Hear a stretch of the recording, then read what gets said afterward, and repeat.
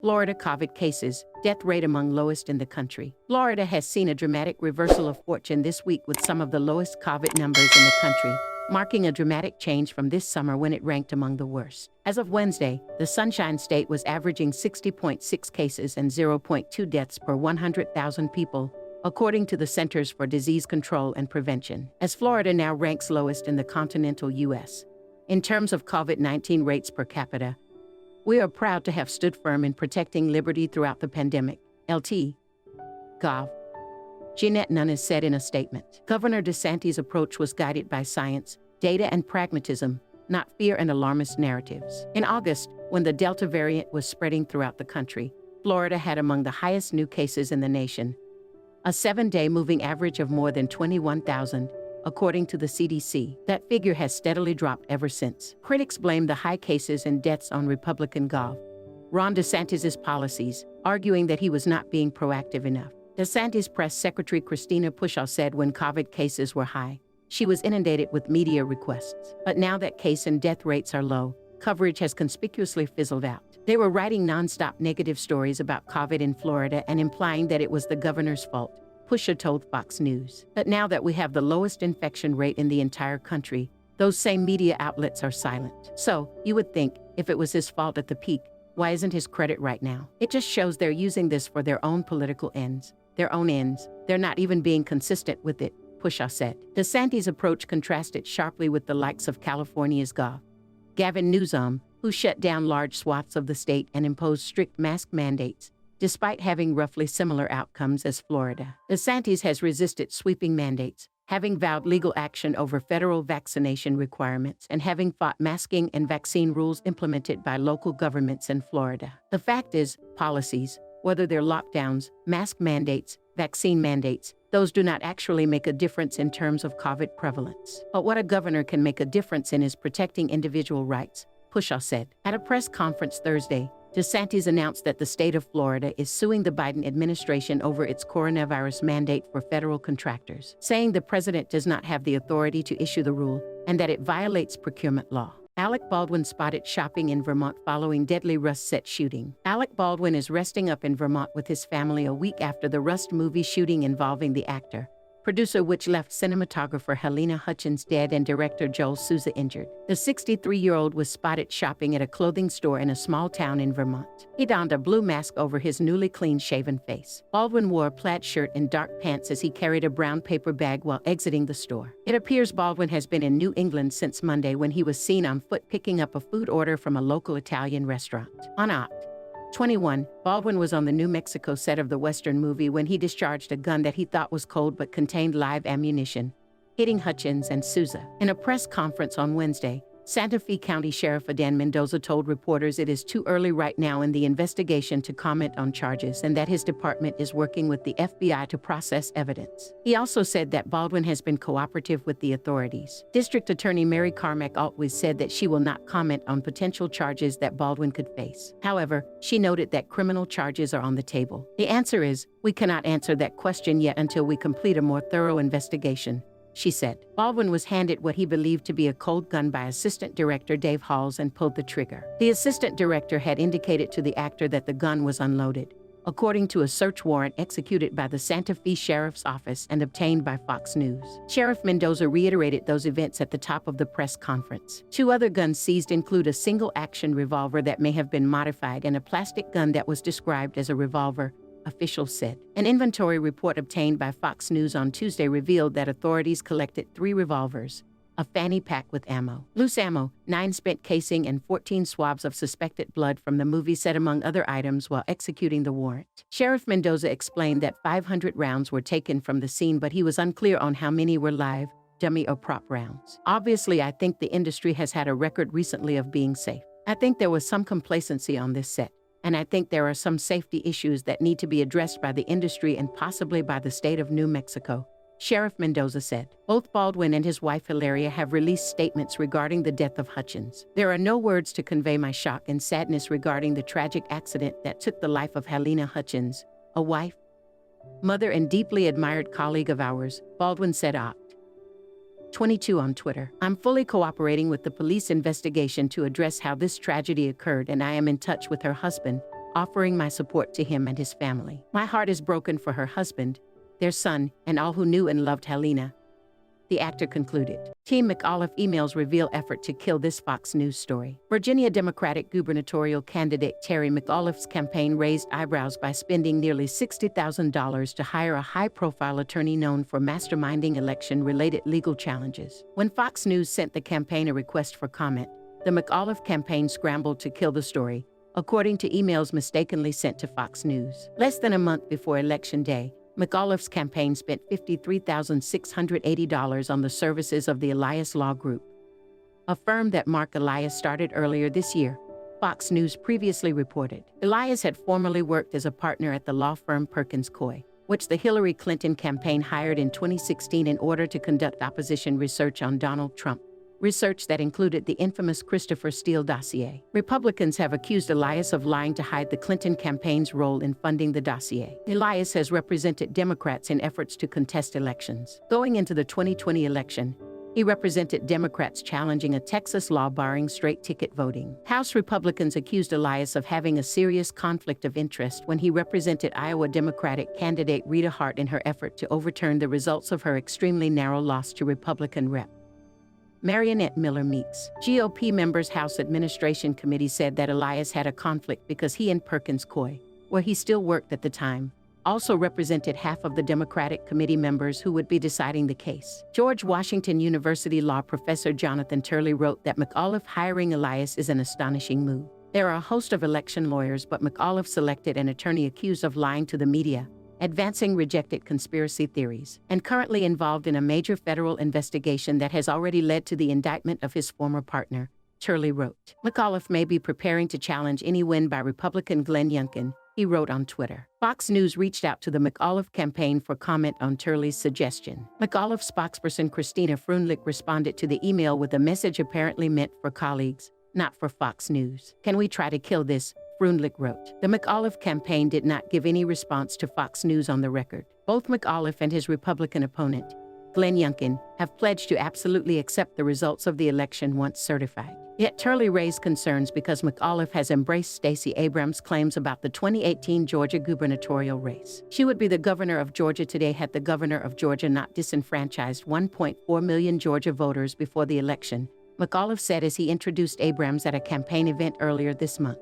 That's what happened to Stacey Abrams. They took the votes away. McAuliffe had previously nodded along as Abrams repeated what some have described as her big lie about the 2018 election. Fact-checkers with PolitiFact and USA Today found no proof and little empirical evidence that Brian Kemp, who served as Georgia's Secretary of State while running against Abrams, stole the election. A Youngkin campaign spokesperson responded to McAuliffe's remarks by suggesting the Democrat may not accept the results of the election. McAuliffe's continued claims that multiple elections were stolen raise serious doubts about whether he will accept his own impending defeat and concede when he loses to Glenn Youngkin, the spokesperson told Fox News at the time. Recent events suggest the McAuliffe campaign is struggling. The Democrat drew tiny crowds to recent campaign events despite bringing in the big guns of the Democratic Party to help, including President Biden, former President Barack Obama, Vice President Kamala Harris, and Stacey Abrams. A Fox News poll released Thursday found Youngkin ahead by 8 points among likely voters, with 53% to McAuliffe's 45%. Democrats released text of massive social spending bill. Democrats have released the text of their massive social spending bill, outlining many of the priorities of President Biden's Build Back Better plan. The 1684-page bill, released Thursday, comes just one day after House Speaker Nancy Pelosi, DCALF, signaled optimism that various factions of the Democratic caucus were close to reaching a deal on the legislation. As we have insisted, we are close to agreement on the priorities and the top line of the legislation, which can and must pass the House and Senate, Pelosi said in a letter to Democrats Wednesday. At the same time, we are facing a crucial deadline for the bipartisan infrastructure framework to pass. Pelosi expressed more optimism after the release of the bill, which comes in at a price tag of roughly $1,750,000,000,000,000,000, comparing it to President Franklin Delano Roosevelt's New Deal. It's remarkable in that it's a big vision, bigger vision than we've seen in a very long time, maybe dating back to President Franklin Roosevelt and the New Deal, Pelosi said of the bill in a pitch to progressives. The release of the bill also comes as Biden made an appearance Thursday on Capitol Hill, looking to unite Democrats behind his agenda after some of the party's more progressive members threatened a no vote if they first didn't see the text of the spending bill. "It's a good day," Biden told reporters at the Capitol after delaying his departure for Europe in order to meet with Democratic lawmakers. Asked if he thought Bernie Sanders, IVT, would support the legislation, Biden expressed optimism. "Everybody's on board. You're on board, aren't you?"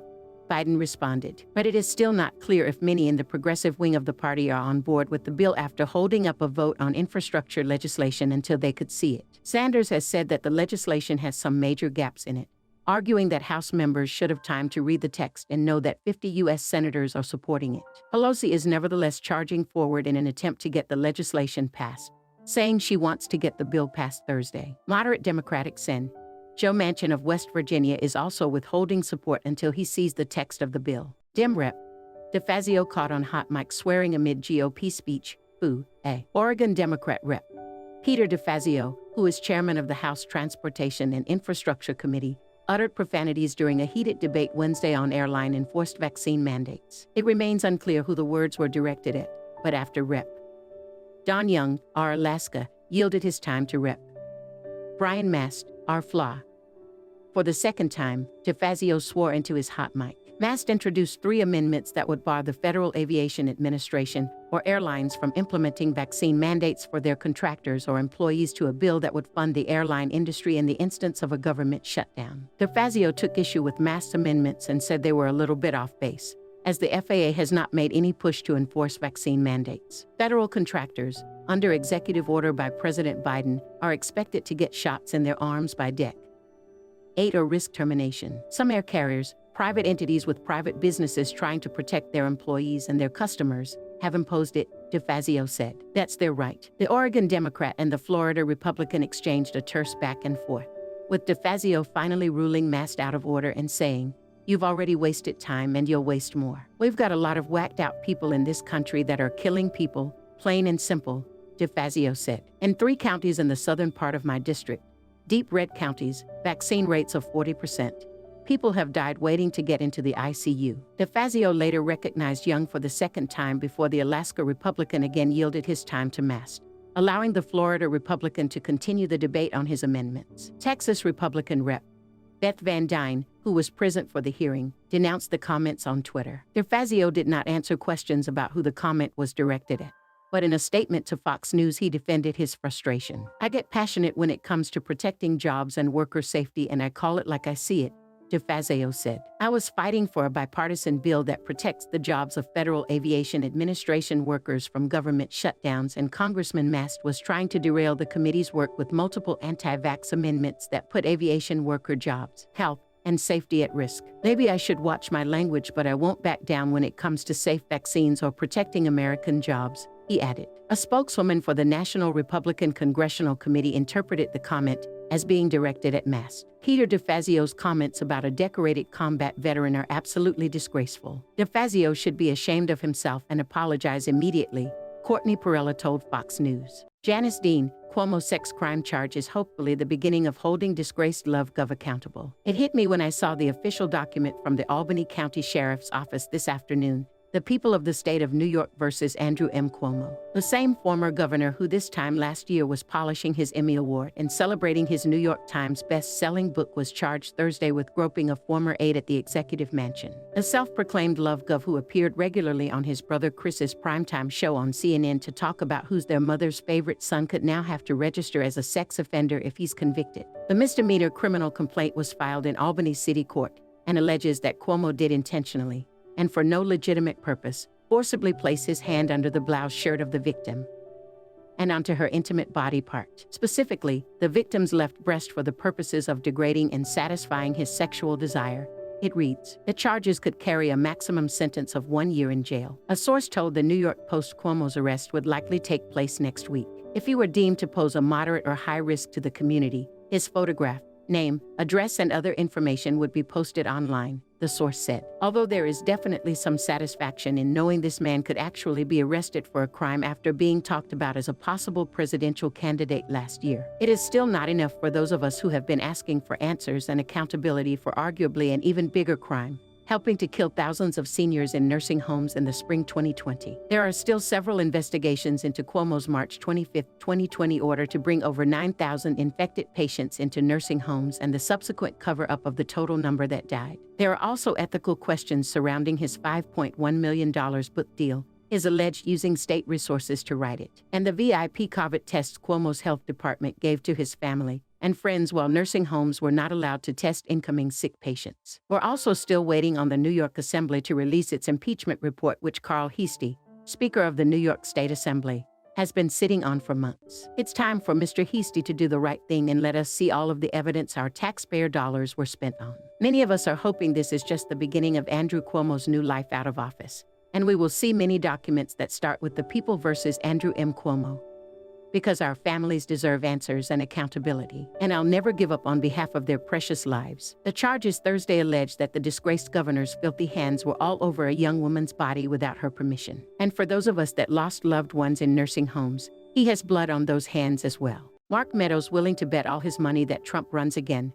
He's in. Mark Meadows, former chief of staff to ex-President Donald Trump, is willing to put all his money on the line that Trump will make another bid for the White House. If I were a betting man, I would tell you to loan me all your money. I would put all my money in, and I would bet that he's running again, Meadows said during an appearance on Sirius XM's The Wilcow Majority on Thursday. He's in, and we will count on him running. Meadows said that he talks to Trump multiple times every week, even though he no longer works for the former president, noting that Trump is not taking any joy in the controversies currently embroiling President Biden. I don't work for President Trump any longer, but we do talk multiple times a week, and I can tell you, he is not taking joy in it. In fact, he says that we've got to do something about it, Meadows said. He's giving advice. He's wishing that Democrats would take advice, but sadly, they want to go the other way. Since leaving office earlier this year, Trump has mostly spent his time in the spotlight endorsing candidates he believes will advance his America First agenda ahead of the 2022 midterm election. But speculation has continued to swirl about whether Trump might seek another term as president, especially given his continued popularity among Republican voters. Trump has at times hinted that another run could be in the works. Polls that include him in the running among 2024 GOP hopefuls show him with a commanding lead over the rest of the field.